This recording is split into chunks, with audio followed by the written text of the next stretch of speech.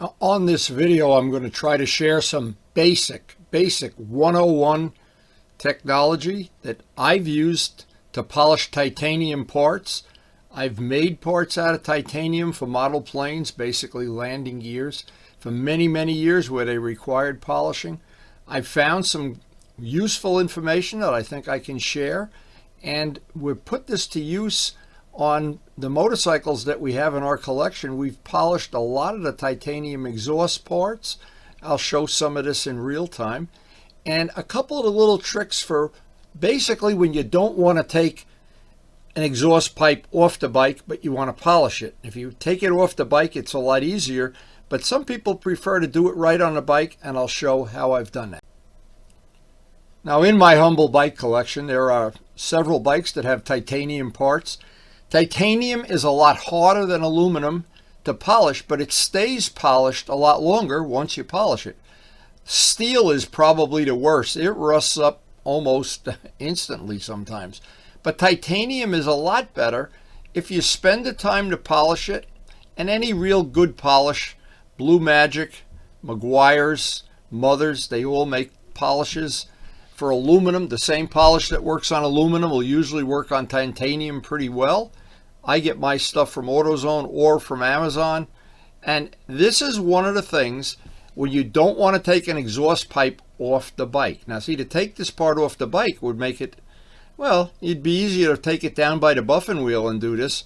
But a lot of people aren't aware of how to use, and I call this the shoe shine method. And the shoe shine method allows you to get into parts that you really can't see, and yet you do know they're there, because if you don't do this, what happens is there'll be a part on the front of the pipe that's shiny, and all of a sudden it stops being shiny, and to me that's a negative thing. I don't like that.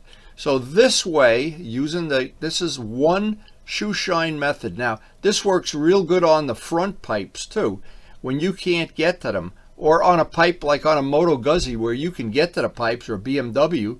The shoe shine method works great.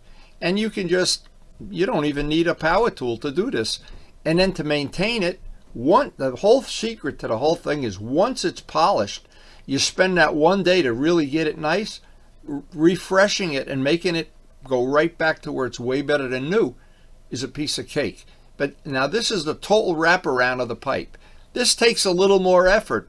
But anyway, hey, it's good exercise, and you'll have nice big arms like Arnold Schwarzenegger.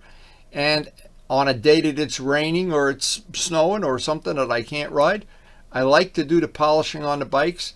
And what I like to do most of all is keep them polished. It's a shame when you spend all the time to polish something and then you let it go to hell in a handbasket. Just having the inspiration to keep it shined once it's shined, and I think once you do the work to get it to this point where it has a nice shine, you'll want to keep it shined. That's kind of a given. At least I do anyway.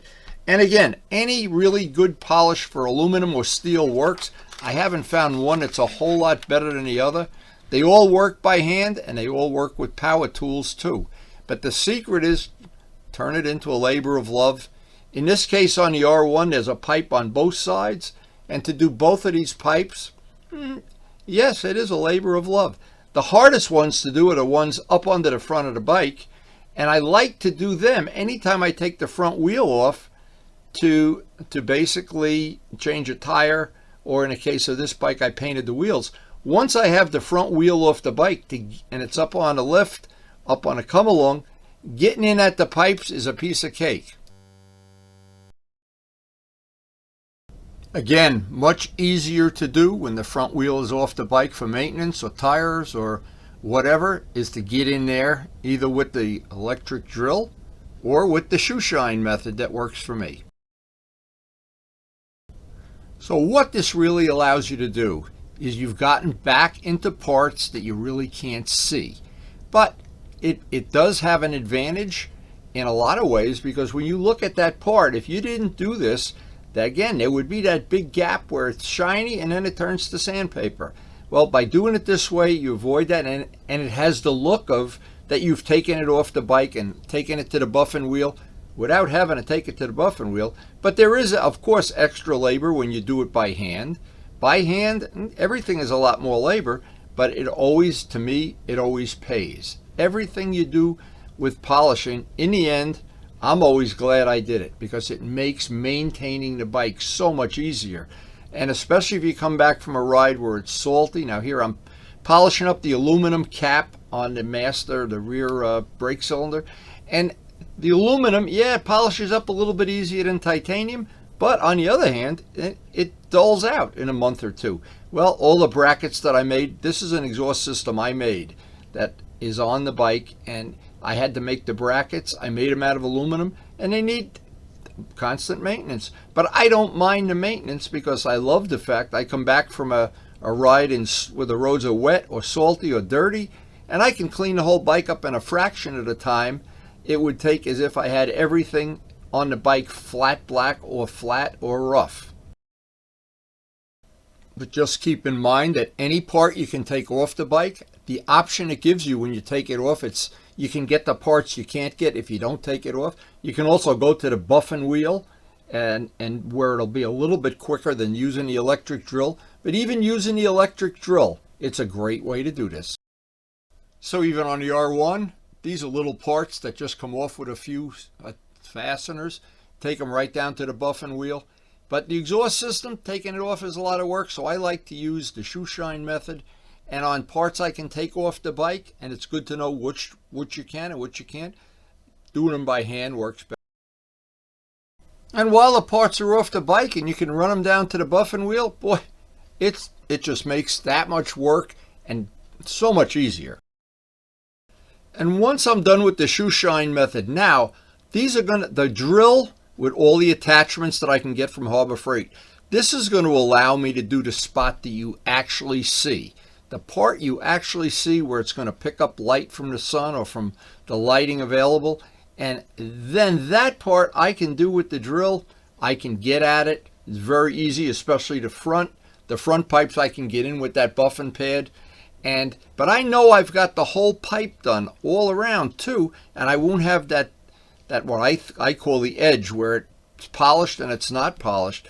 And boy, on bikes that you can get to the exhaust system very easily, like the 650 that I have, it makes it so much easier. And on older bikes like the old Hondas and my GS, the exhaust system was part of the whole look of the bike.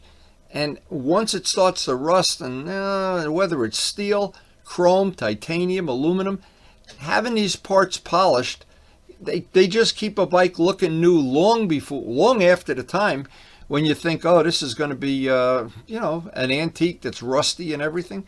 I have bikes in the collection that are over 40 years old now, and I like to think they look better than if they were still at the showroom. Now, that's probably not true, but keeping them polished, keeping a good coat of wax on everything, and titanium, the nice part about polishing titanium, you can do it by hand, and you can do it with a drill with the attachments. You can use almost any polish, and yes, it is a tremendous labor of love to polish it.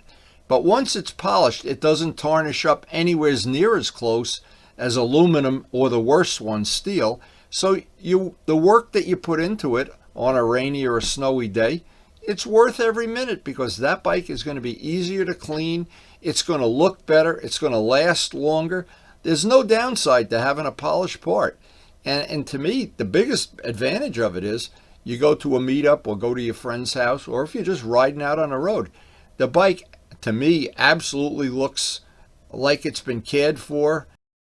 And the exhaust system, whether it's chrome or whether it's titanium or stainless steel, no matter what, when it's clean and polished, it adds an element to the bike that I think is just really nice.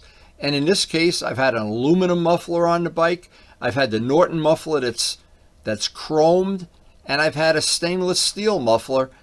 They look to me, no matter what exhaust system you have, it always looks better if you put it to the buffing wheel or polish it by hand. It always looks better. Now, once you've polished anything titanium, I think that any skill that you've gotten or any materials you bought, you can put that right to use on polishing anything, aluminum, steel, chrome, whatever. Once you have that 101 skill, I've polished all the little aluminum parts on this. Parts that well, maybe you don't even see some of them. The caps of the master cylinders on some of the bikes. And again, it's so easy if you can take it off the bike. That changes everything. But it's easier. The purpose of the video is to show how to do it while it's still on the bike with that shoe shine method. And titanium is a beautiful material to work with because it tarnishes when it oxidizes. It oxidizes like a rainbow. I think it looks real nice when it starts to turn those yellow, red, green colors. And that's from different temperatures that cause that to happen. It has that rainbow effect. Some of the muffler manufacturers even have that. Now, I like to polish things. To me, it's a labor of love, but I always like the fact that when I'm done, parts that came from the factory, even at Swing Arm, which is on a separate video, it adds something to the bike. It sets it apart in a crowd. It never costs a lot of money.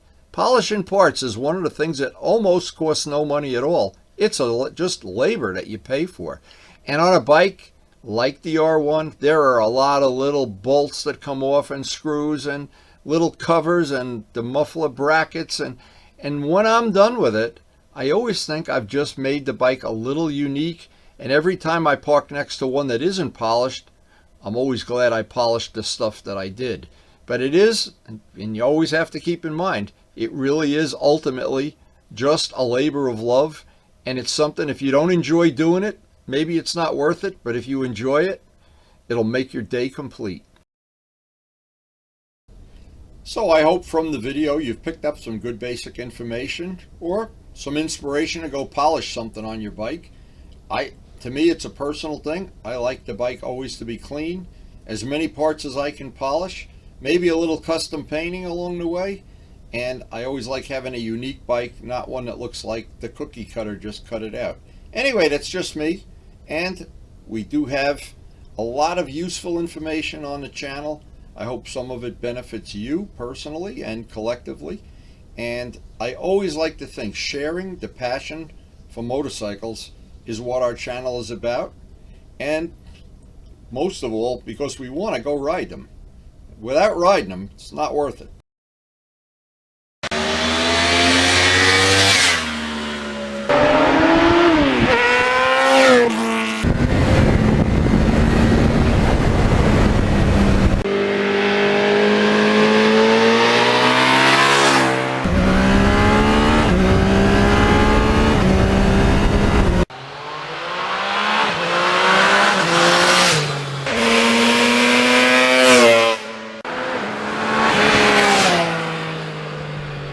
And thanks so much for watching.